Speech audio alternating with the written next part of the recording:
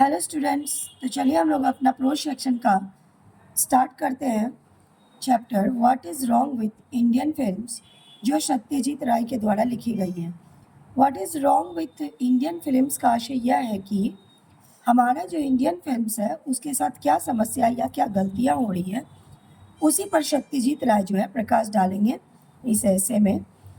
तो सत्यजीत राय का जन्म मई 1921 ईस्वी में हुआ था। Was a well known film director of India, और वह जो थे एक जाने माने फिल्म डायरेक्टर ऑफ इंडिया थे, यानी भारत के एक जाने माने फिल्म डायरेक्टर थे। He earned international recognition for his talent in film making and direction. उन्हें भारत में काफ़ी जो है सो प्रसिद्धि मिली। किस चीज़ के लिए? उनके फिल्म मेकिंग का जो टैलेंट था फिल्म बनाने का, और जो डायरेक्ट वो करते थे उसके लिए। बेस्ट नोन फॉर हिज पत्थर पंचाली, अपराजितो, चारुलता एंड शतरंज के खिलाड़ी। उन्हें उनकी जो कुछ फिल्में थी ये सब, उसके वजह से उन्हें काफ़ी प्रसिद्धि मिले, वो जाने जाते हैं। He won awards at international film festival in Venice, Cannes and Berlin. तो वह बहुत सारे अवार्ड्स उनको इंटरनेशनल फिल्म फेस्टिवल्स में प्राप्त हुआ है, जो वेनिस में, कैनिन में और बर्लिन वगैरह में फिल्म फेस्टिवल बनाए गए थे, उसमें उन्हें बहुत अवार्ड्स भी मिले हैं। Ray used to compose music for his own films. He was also a story writer, illustrator and book designer. तो रे जो है वह अपनी म्यूज़िक को खुद ही कंपोज करते थे अपने फिल्म के लिए। जिस फिल्म को वो डायरेक्ट करते थे उसमें म्यूज़िक भी वो अपना ही डालते थे। और वह एक स्टोरी राइटर भी थे, इलिस्ट्रेटर थे और बुक डिज़ाइनर भी थे। Oxford University conferred on him an honorary doctorate degree, on an honor which very few people have received. तो ऑक्सफोर्ड यूनिवर्सिटी से उन्हें डॉक्टरेट की डिग्री प्राप्त की, जो कि मान लीजिए कि पीएचडी वगैरह जब हम करते हैं ना तब हमारे नाम के आगे डॉक्टर लगता है। वह डिग्री उन्होंने ऑक्सफोर्ड यूनिवर्सिटी से की थी, जो बहुत ही कम लोगों के पास होता है। यहाँ से डिग्री लेना बहुत मुश्किल है। In the present essay taken from his work, Our Films, Their Films, he examines the nature of our films and points out their defects. He is extremely critical of the quality of our filmmaking, direction, as well as content. तो ये जो हम लोग अभी पढ़ने जा रहे हैं वो एक ऐसे है जो कि सत्यजीत राय अपने बुक से लिए हैं। वो बुक जो उन्होंने लिखी थी आवर फिल्म और देयर फिल्म्स। तो इसमें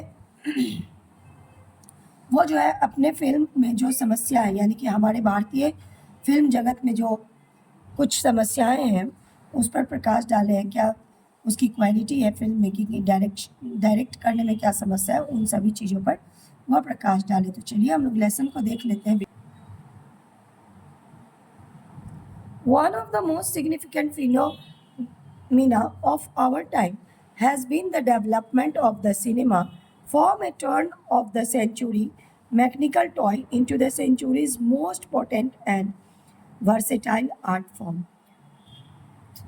तो बहुत ज़्यादा ही महत्वपूर्ण क्या है, समय समय पर जो है, जैसे कि हम लोगों के यहाँ मैकेनिकल टॉयज़ वगैरह यूज़ किए जाते हैं, तो उससे जो है समय समय पे परिवर्तन आते रहता है फिल्म जगत में। Today the cinema commands the respect according to any other form of creative expression.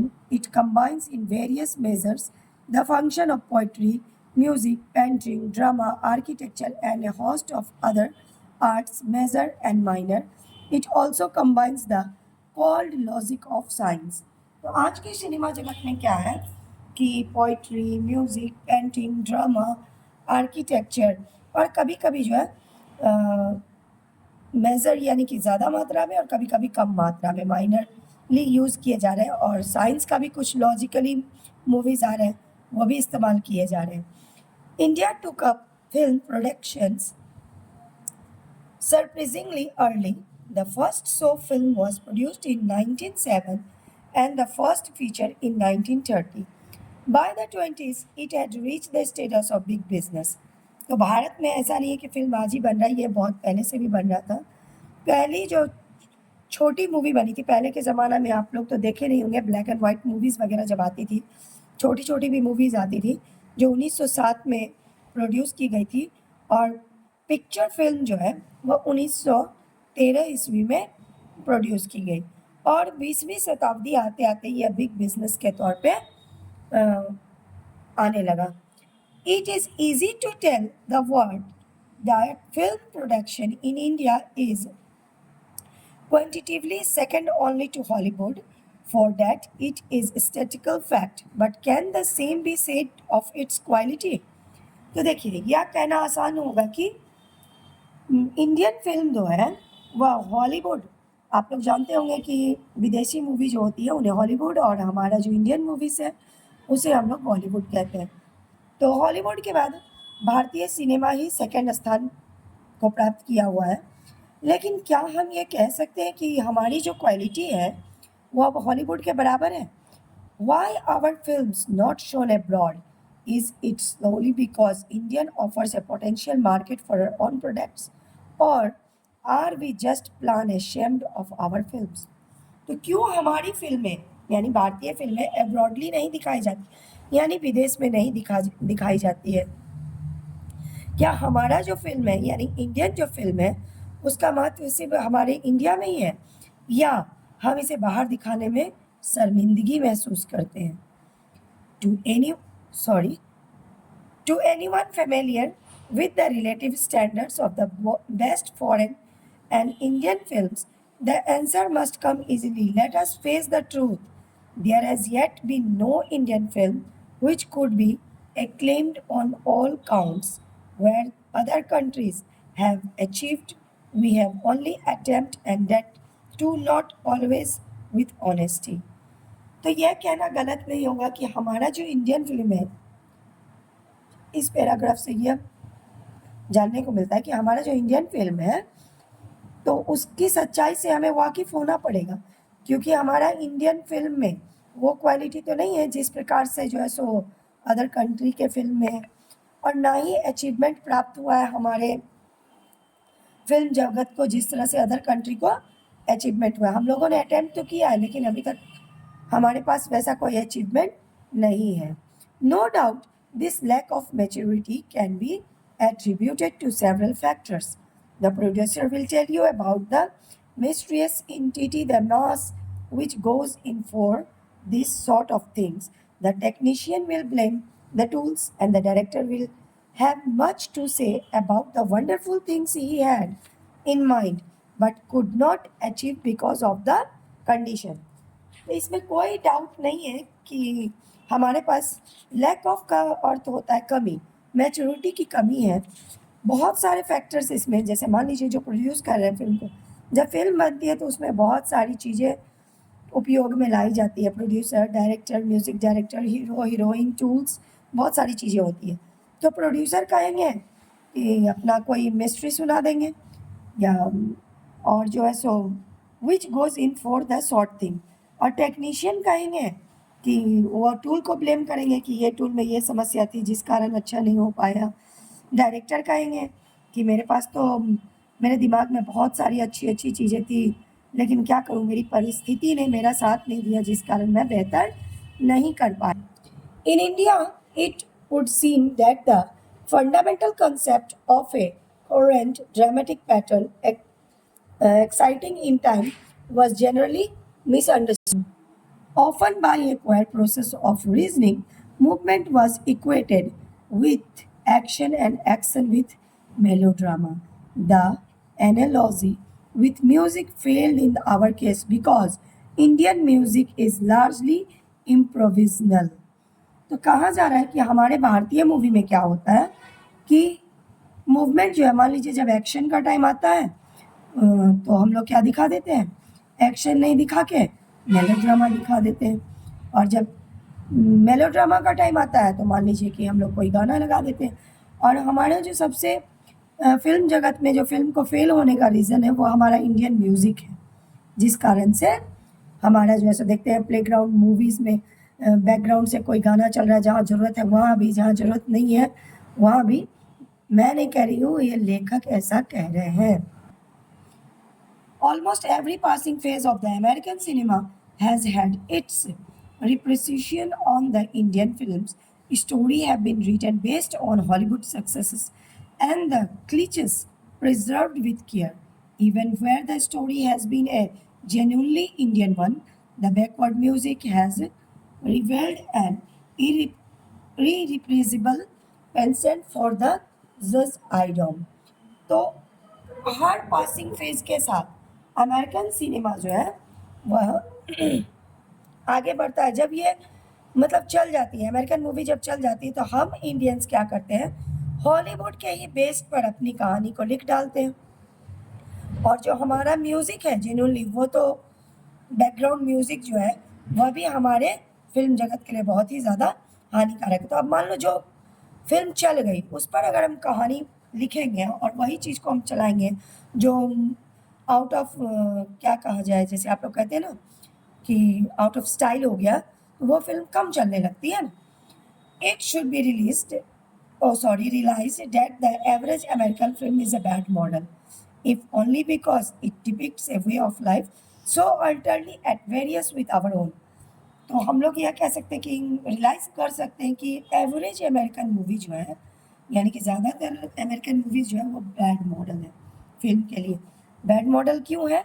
तो क्योंकि आप लोग देखते होंगे कि वहाँ के मूवी का जो सीन होता है, जो वेयरिंग स्टाइल्स वगैरह है, तो इस कारण उसे हम बैड मॉडल कह सकते हैं. More over the high technical polish, which is the hallmark of the standard Hollywood product, would be impossible to achieve under exciting Indian condition. What the Indian cinema needs today is not more gloss, but more imagination, more integrity, and a more intelligent appreciation of the limitation of the medium. तो आज हमारे film जगत को जिस चीज़ का ज़रूरत हो, अब ज़्यादा चमक धमक का ज़रूरत नहीं है, बस थोड़ा सा इमेजिनेशन, इंटीग्रिटी और थोड़ा सा इंटेलिजेंस का इस्तेमाल अगर हम करें लिमिटेशन में ही, मीडियम क्वालिटी में भी, तो हमारा फिल्म जगत में काफ़ी सुधार होगा, वो काफ़ी आगे जाएगा. After all we do process the primary tools of film making, the complaint of the technician, not with understanding mechanical devices such as the crane, chute, and the process chute are useful, but by no means indispensable. What our cinema needs above everything else is a style, an idiom, a sort of iconography of cinema which would be uniquely and recognizable Indian.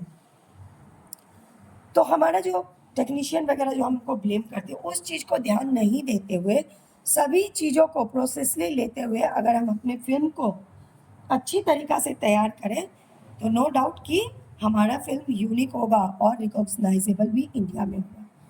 The majority of our films are repeat with such visual dissonance, but the truly Indian film should steer clear of such inconsistencies and look for its material in the more basic aspects of Indian life, where habit and speech, dress and manners, background and foreground blend into a harmonious whole. तो हमारे film में, Indian film में उतना ज़्यादा हम लोगों को आगे देखने की आवश्यकता नहीं है. हमारे इंडियन कल्चर में जितना चीज़ है, अगर कोई भी स्टोरी क्या होता है, मतलब फिल्म क्या होता है, किसी न किसी के लाइफ पर आधारित होता है, कहीं न कहीं किसी का जीवन शैली उससे पता चलता है. तो हम अपने इंडियन से क्या से अपने हैबिट को, अपने स्पीच को, अपने ड्रेस को, अपने मैनर्स को, अपने बैकग्राउंड फ्रंट ग्राउंड को ही अगर हम फिल्म के लिए पॉइंट आउट करें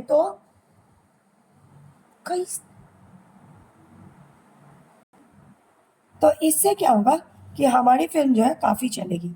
It is only in addressing simplification of style and content that hope for the Indian cinema residents. At present, it would appear that nearly all the prevailing practices go against such a simplification.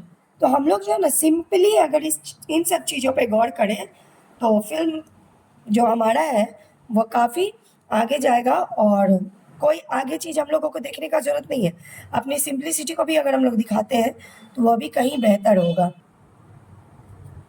Steering a production without adequate planning, sometimes even without a shooting script penchant for convolutions of plot and counterplot rather than the strong, simple, undirectional narrative, the practice of sandwiching musical numbers in the most unlyrical situations, the habit of shooting indoors in a country which is all landscape and at a time when all other countries are turning to the documentary for inspiration, all this stand in the way of the evolution of a distinctive style.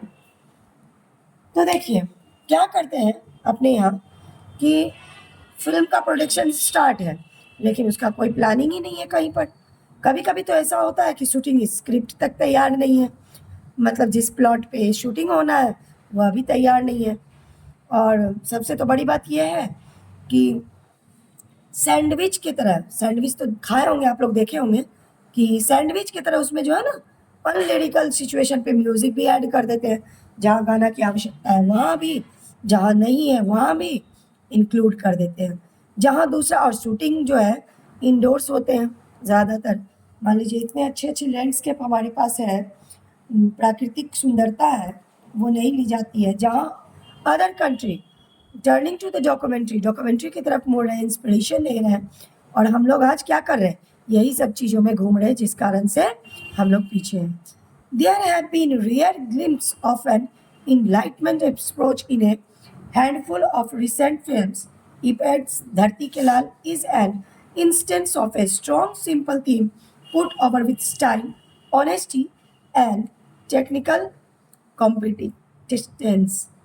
तो कुछ फिल्में हैं जो जैसे कि naturally दिखाई गई है, ये फिल्म को काफ़ी प्रसिद्धि मिली थी, और अभी भी इसकी नाम है इस फिल्म का। संकर्ष कल्पना and inimitable and highly individual experiment shows a grasp of filmic movement and respect for tradition। तो इस प्रकार का जो मूवी अगर दिखाते हैं तो हमारे यहाँ की जो ट्रेडिशन है उसको भी रिस्पेक्ट मिलेगा। The raw materials of the cinema is life itself. It is incredible that a country which has inspired too much painting, music, and poetry should fail to move the filmmakers. He has only to keep his eyes open and his ears let me do so. तो raw materials जो cinema के लिए इस्तेमाल होता है, यानी कोई भी चीज़ अगर हम लोग करते हैं तो उसके लिए रॉ मटेरियल्स की आवश्यकता होती है। तो हमारे कंट्री में It is incredible that a country which has inspired so much painting, कुछ देश ऐसे हैं जिसमें so much painting यानी कि ज़्यादा पेंटिंग है, म्यूज़िक है, पोइट्री है, वह भी फेल हो जाते हैं फिल्म मेकर्स के लिए। तो ऐसे में क्या करना चाहिए, हमें अपनी नज़र सिर्फ इस पर रखना चाहिए कि क्या, आंखें और कान खुली रखनी चाहिए कि हमें क्या करना चाहिए और क्या नहीं करना चाहिए। तो चलिए उन्हें करने दीजिए, लेट हिम डू सो। तो उम्मीद करती हूँ कि आप लोगों को यह ऐसे या जो कहानी कही आप लोगों को पसंद आया होगा और समझ में आई होगी, और नहीं समझ में आए अगर तो प्लीज़ कमेंट कीजिए, मेरे वीडियो को लाइक कीजिए, शेयर कीजिए और मेरे चैनल को सब्सक्राइब कीजिए। Thank you.